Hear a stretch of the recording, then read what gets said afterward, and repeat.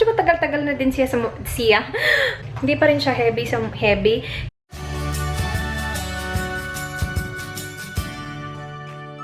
Hello! Rhazel here! Welcome back to my channel. Today, gagawa ako ng review. Hindi ito part ng maganda ba ang mura. Kasi hindi siya ganun kamura. It is originally $499, tapos I got it for $450. I should talk about what I'm reviewing first.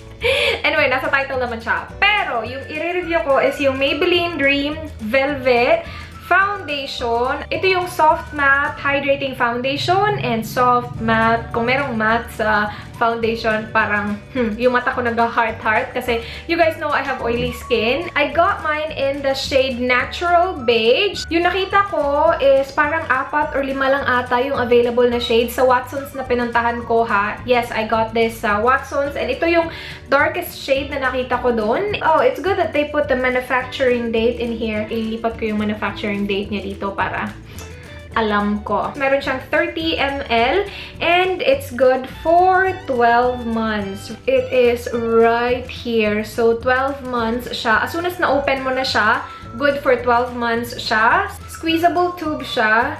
Ganyan. And sealed pa talaga siya. Bongga. Let's open it. I don't have anything on my face aside from the skincare na I put every day, yung Clavo ko na serum. So, nag-iba ba yung lighting? Nung sinwatch to ni ate sa Watson, sobrang ganda niya kasi meron siyang matte finish talaga. Ganyan yung shade niya. And, ooh, it feels really nice. Parang meron siyang cooling effect sa kanya. Ooh, I like it! Parang nag-blend agad siya sa skin tone ko, ha? Well, sa kamay ko. Nag-mattify siya agad-agad. Wow, bongga! Promising! We'll see, we'll see, we'll see! Okay, close up ko na kayo. Lalagay natin to sa aking fet. Alam na natin, meron akong oily skin. Tapos meron akong Mr. Pimp dito, oh, na parang pawala na siya. Bump na lang siya. Kahapon meron siyang konting laman sa kanya. Ngayon, bump na lang siya. Redness all over my face, under my eyes. Obvious na obvious yung redness ko sa lighting na to. And then, on my nose, redness. Yes. I feel like this is something na magbe-blend mo ng maayos gamit yung fingers. Kasi nung blend ko siya dito, like, I did not have a hard time blending it at all. So, I will try it with my fingers. And then, a sponge on the other side. So, maglalagay lang ako ng ganyan. Yung consistency niya, moussey, ganun. Okay, so i-blend ko muna siya gamit yung fingers. And see, wow, you guys. Wow. Feeling ko na padami. Wait. Lagay ko siya sa neck ko kasi na-OA-han sa kadami. Wow. That coverage though. And sobrang napadami siya. Wait, I'll fix it. Gagamitin ko yung sponge ko kasi nakikita ko na nagsiset na siya. And medyo matagal tayo matapos kapag kamay ko yung ginamit ko. So, switch to sponge. Para ang puti tingnan sa camera. Ganyan yung itsura niya. Hindi siya like 100% match sa skin tone ko. I can go a shade darker. You guys, it is matte. So, totoo yung claim niya na matte talaga yung finish niya. I know na kapag yung light nag-hit dito sa like high point of my cheeks, parang merong like dewiness na ganap. Pero sa lighting lang yan kasi matte talaga siya. Like ito, yes, dewy siya tingnan because again, I have oily skin. But here, like you can see the difference. Yeah. Maganda sa foundation na to is hindi mo kailangan damihan. Konti lang and it goes a long way. Again, blend mo siya agad-agad. Parang ang puti niya tingnan sa camera, ha? Camera, ano na? Anyway, ipapakita ko naman sa inyo mamaya kung ano magiging itsura niya under natural lighting. Tapos, I will take a picture din and see kung maganda siya with flash.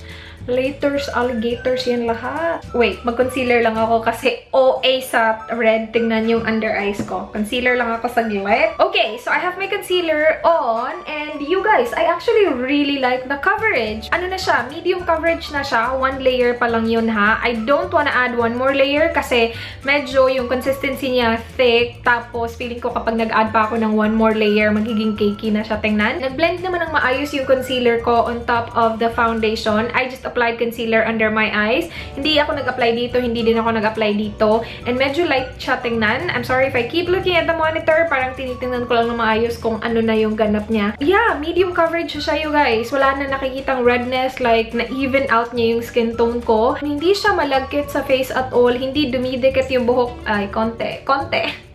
So, sabihin ko sana hindi dumidikit yung buhok ko. Pero, yeah. Not bad actually. Kasi, nung tinry ko yung iba na na-review natin, yung mga mura, pag ginanon ko yung buhok ko, like, ang daming natitira. Ito, yeah, halos wala. Okay, so yeah, hindi siya malagkit. I will go ahead and set my concealer with powder.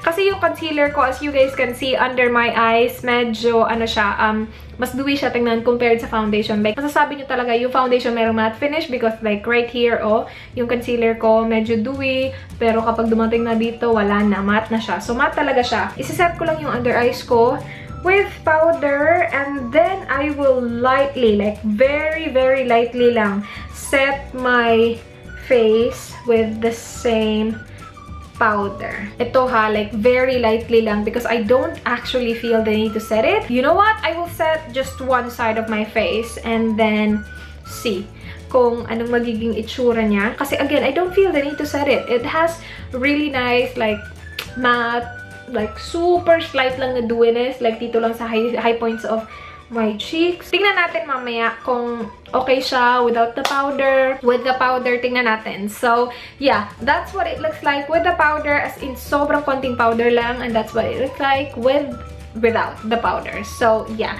I will go ahead and finish up my face and I'll be back. Okay, so tapos na yung mukha ko and it really looks light, you guys. Like, parang, yes, meron siyang yellow undertone. Like, kapag nakita mo siya from the packaging, kapag sinwatch mo siya sa kamay mo, but kapag na-blend mo na siya, meron siyang grayish na undertone ng konti. So, it doesn't really match me perfectly. Nung nag-apply ako ng blush, sobrang dali lang kasi nga meron siyang powdery finish, hindi siya malagkit. So like nung nag-brush ako ng blush, sobrang dali lang niya i-apply. I wasn't having a hard time applying my blush.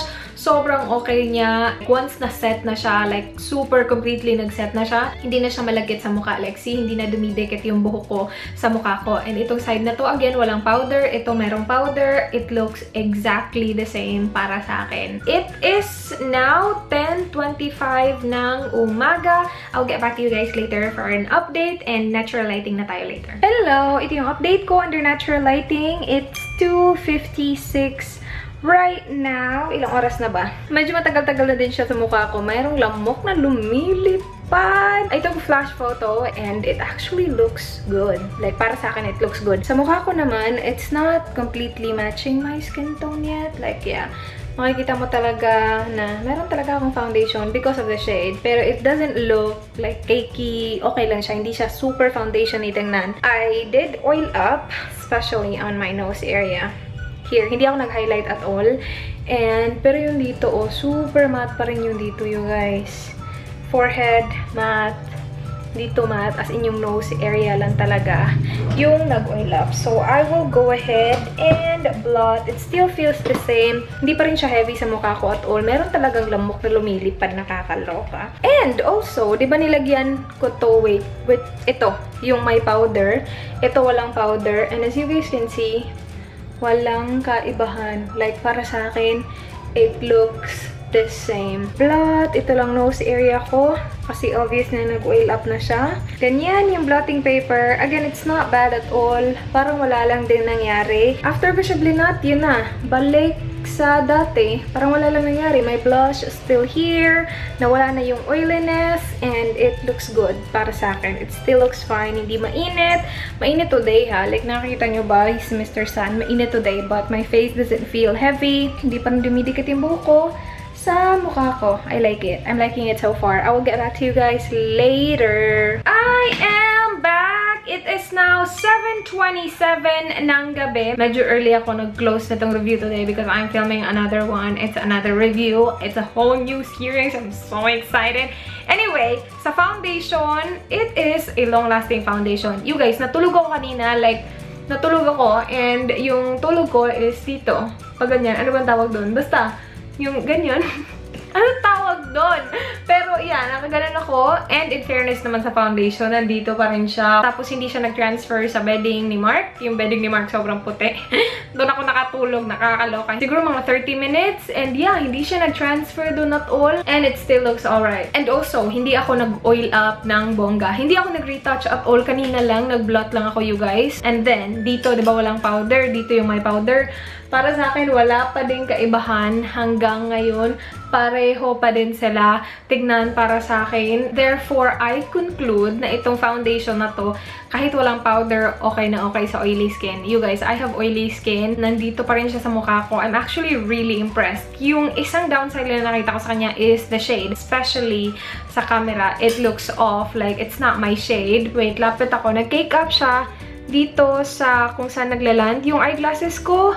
But not bad at all. Like, para sa akin, normal na siya. Okay lang siya kasi normal na sa akin na meron talagang ganyang mangyayari because I wear my eyeglasses all the time. And yeah, okay na okay siya for oily skin. If meron kayong oily skin, naghahanap kayo ng foundation na merong medium coverage, go for this one. Give this a try. Sana lang meron silang shade na darker pa dito kasi that would be my perfect shade. And yeah, that is my thoughts on this foundation. I hope you guys enjoyed this video. Please do like this video if you found the video helpful. Please subscribe if you haven't already.